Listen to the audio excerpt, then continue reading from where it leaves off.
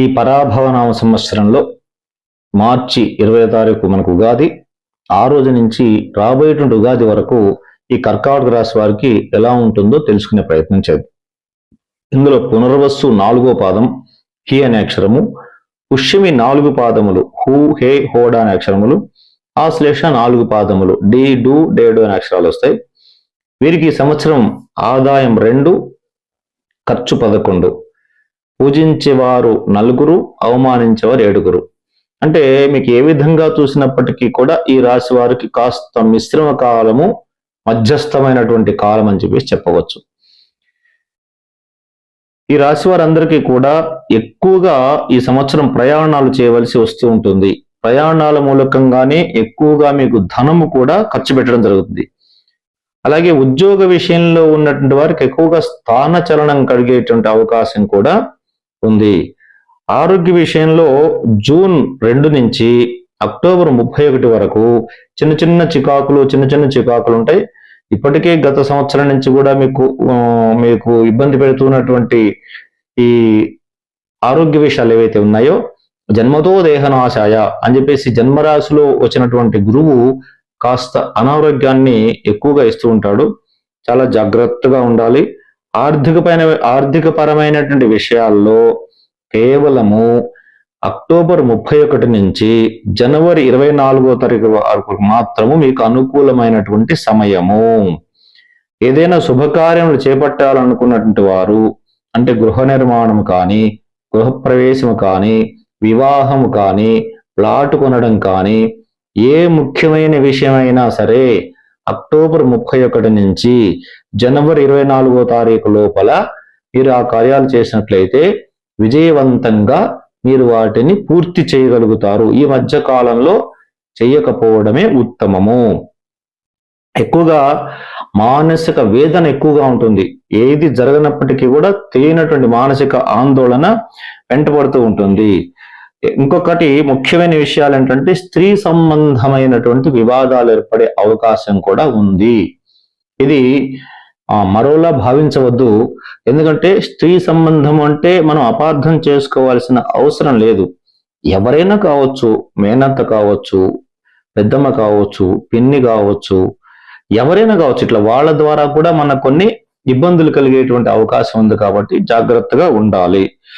కొన్ని సందర్భాల్లో మీకు సమయానికి భోజనము, విశ్రాంతి కూడా ఉండకపోవచ్చు. ఈ సంవత్సరం డిసెంబర్ నుంచి రాహు 8వ స్థానంలో సంచారం చేస్తాడు. కాబట్టి ఆరోగ్య విషయంలో కూడా కొంత ఖర్చు ఏర్పడుతూ ఉంటుంది. మానసిక ఆందోళన ఎక్కువగా ఉంటుంది. 8వ రాహువు డిసెంబర్ 5 వరకు ఉంటాడు. డిసెంబర్ 5 తర్వాత మరొక సూచన ఏంటంటే మీకు తాత్కాలికంగా సర్పదోషం ఏర్పడుతుంది. ఈ సర్పదోషం వలన ముఖ్యంగా ఎవరికైనా జరిగేటువంటిది ఏంటంటే భార్యాభర్తల మధ్య అపోహలు, భ్రమలు, అపార్థాలు ఏర్పడతాయి. ముఖ్యంగా భార్యాభర్తల మధ్య, అంటే లైఫ్ పార్ట్నర్. రెండవది వర్కింగ్ పార్ట్నర్, అంటే మీతో కలిసి జాబ్ చేస్తున్న వ్యక్తులతో కూడా మీరు జాగ్రత్తగా ఉండాలి. వాళ్ళు కూడా మిమ్మల్ని అపార్థం చేసుకునే అవకాశం ఉంది.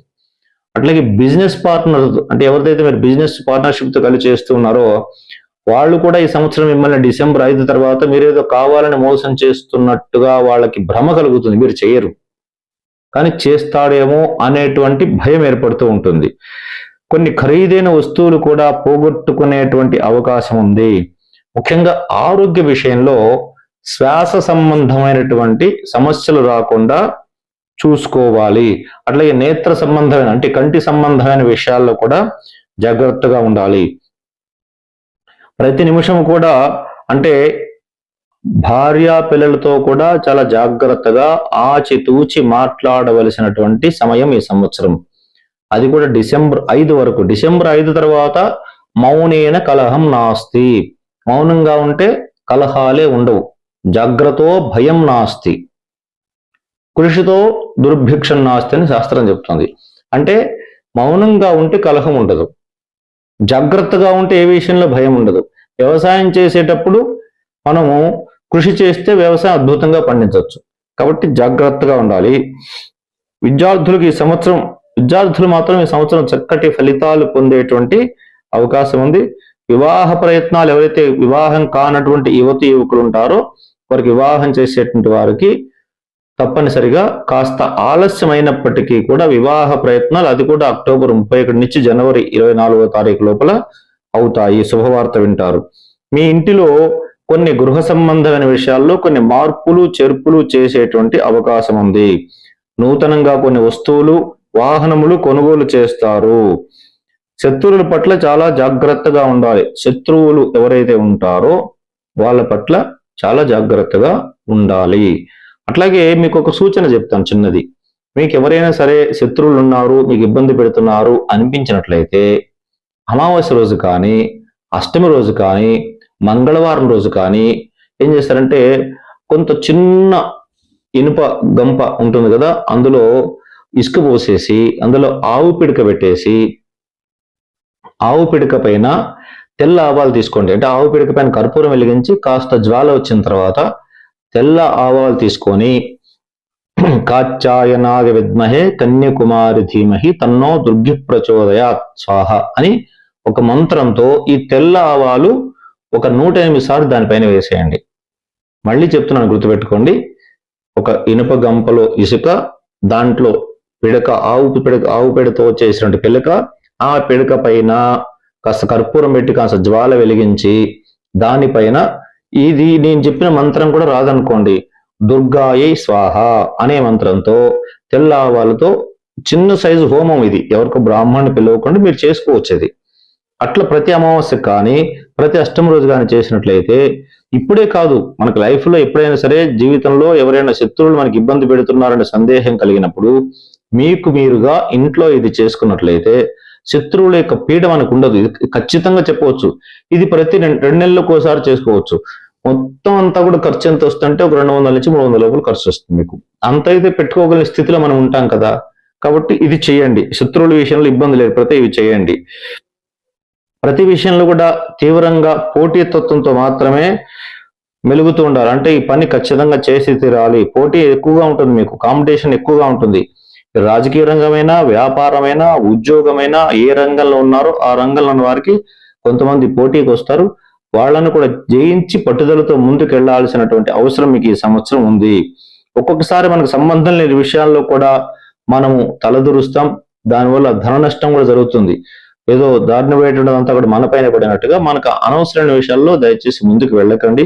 వెళ్ళినట్లయితే దానివల్ల వివాదాలు జరుగుతాయి, ధన నష్టం జరుగుతుంది, సమయం కూడా వ్యర్థమైపోతుంది. కాబట్టి మీరు ఏదైనా సరే ప్రతి కార్యాన్ని కూడా ఈ సంవత్సరము ఎవరి యొక్క సహాయ సహకారములతో అయితే అవుతాయో వారిని పట్టుకోండి, గట్టిగా పట్టుకొని వారితో ఈ కార్యక్రమాలు చేర్చుకుంటూ చేయించుకుంటూ నేర్పుతో ఓర్పుతో ఈ కార్యాలు పూర్తి చేయవలసిన అవసరం ఉంది. ఎక్కువగా బంధువులు, మిత్రులు, ఆత్మీయులు వీరితో చాలా జాగ్రత్తగా ఉండండి. వీరి ద్వారా మీకు ఇబ్బందులు వచ్చే అవకాశం ఉంటాయి. కాబట్టి ముఖ్యంగా ధన విషయంలో కొంత రుణాలు చేయవలసిన అవసరం ఏర్పడుతుంది. సమాజంలో, కుటుంబంలో గౌరవ మర్యాదలు పోగొట్టుకోకుండా గుంభనంగా వ్యవహరించండి. గుంభనంగా అంటే ఒక డిగ్నిటీగా వ్యవహరించాల్సి ఉంటుంది. ఈ రాశి వారు మరిన్ని ఉత్తమమైన ఫలితాలు పొందడానికి దగ్గరలో ఉన్న రాఘవేంద్ర స్వామి దేవాలయం కానీ, లేదంటే మహబూబ్నగర్ జిల్లాలో కురువాపురం అని చెప్పేసి ఉంది. అక్కడ నృసింహ సరస్వతి స్వామి వారు తపస్సు చేసినటువంటి స్థానం, వారి పాదుకలు ఉన్నాయి. అక్కడ నది యువతల, అక్కడ కృష్ణా నది పారుతూ ఉంటుంది. నది యువతల ఆశ్రమం ఉంటుంది. నదికి అవతల పక్కన స్వామివారి పాదాలు ఉంటాయి పీఠం పైన. అక్కడ అర్చన చేస్తూ ఉంటారు అక్కడ ఉన్నటువంటి అర్చక స్వాములు. అక్కడికి వెళ్ళి దర్శనం చేసుకొని రావడం కానీ చేయండి. ఎందుకంటే ఎక్కడైతే పుణ్యక్షేత్రం, నది 2 ఉంటాయో అక్కడ చేసేటువంటి పూజ అద్భుతమైన ఫలితం వస్తుందట. ఎందుకంటే నదిలో స్నానం చేయడం వల్ల ఆ క్షణం వరకు మనం తెలియక కానీ ఏదో అజ్ఞానంతో కానీ చేసినటువంటి కొన్ని దోషాలు పోతాయి. దోషాలు పోగొట్టుకుని వెంటనే స్వామివారి దర్శనం చేసుకుంటే పుణ్యం వచ్చేస్తుంది. సో దానివల్ల మనకు అద్భుతమైన ఫలితాలు వస్తాయి. కాబట్టి మీరు అక్కడ కురువాపురం వెళ్ళి చక్కగా, లేదంటే మన కర్ణాటకలో గానుగాపురం అని ఉంటుంది, గానుగాపూర్ అంటారు. అక్కడ కూడా నృసింహ సరస్వతి స్వామివారు కొద్ది రోజులు తపస్సు చేసినటువంటి స్థానం. అక్కడికి వెళ్ళి అయినా సరే స్వామివారి దర్శనం చేసుకొని, అక్కడ కూడా భీమరథి అని ఒక నది ఉంది. ఆ నదిలో స్నానం చేసి స్వామివారి దర్శనం చేసుకొని ఒక గురువారం రోజు అక్కడ నిద్ర చేసి తర్వాత రోజు ఉదయం ఇంటికి వచ్చేయండి. దానివల్ల ఈ గురు సంబంధమైన దోషాలన్నీ కూడా పోతాయి. అట్లాగే మీకు ఇంకా చేయాలనిపిస్తే ఒక 21 శనివారములు ఆంజనేయ స్వామి వారికి కూడా ప్రదక్షిణలు చేయండి. ఎందుకంటే మీకు రాశిరీత్యా మీ భాగ్యస్థానంలో శని సంచరిస్తూ ఉన్నాడు. ఆ శని సంచారం వలన కొంచెం తండ్రి విషయంలో, ఆరోగ్య విషయంలో, తండ్రి సంబంధమైన వ్యవహారాల్లో కొన్ని చికాకులు ఏర్పడే అవకాశం ఉంది. అవి లేకుండా ఉండడం కోసం ఆంజనేయ స్వామి వారికి కూడా ప్రదక్షిణాలు చేయడం చాలా మంచిది. మరొక సూచన ఏంటంటే మీకు దగ్గరలో ఉన్నటువంటి నాగదేవత విగ్రహాలు ఉంటాయి ప్రతి దేవాలయంలో, అక్కడ కూడా ప్రదక్షిణ చేయండి. ఒక 21 రోజులు 21 ప్రదక్షిణాలు చేయండి. ఈ 3 పనులు చేయండి, ఈ 3 పూజలు చేయండి, చాలా బాగుంటుంది. ఈ రాశి వారికి ఎప్పుడు కూడా అదృష్ట వారములు గురువారము, ఆదివారము, సోమవారము, మంగళవారము, ఈ 4 వారములు అదృష్ట వారములు. అదృష్ట దిశ వచ్చేసి తూర్పు కానీ ఉత్తరం కానీ. అదృష్ట రత్నం వచ్చేసి ముత్యము, పగడము. ముత్యమైతే ఈ ఉంగరం వేలంటాం, ఈ వేలిని ఈ వేలికి ధరించాలి. ఈ వేలికి కనక పుష్యరాగం ధరించాలి. పగడం కాదు, సారీ, కనక పుష్యరాగం ధరించాలి ఈ వేలికి. కాబట్టి కనక పుష్యరాగం ఈ వేలికి ముత్యము. ఇది కూడా కేవలం రాశిని ఆధారం చేసుకొని చెప్పడం జరుగుతుంది. మీరు వ్యక్తిగత జాతకం చూసి మీకు దగ్గర ఉన్న జ్యోతిష్యులకి వెళ్ళినట్టయితే వాళ్ళు ఇంకేదైనా సూచిస్తే ఆ రత్నం కూడా పాటించటం, దానివల్ల శుభం జరగడం జరుగుతుంది. శుభం.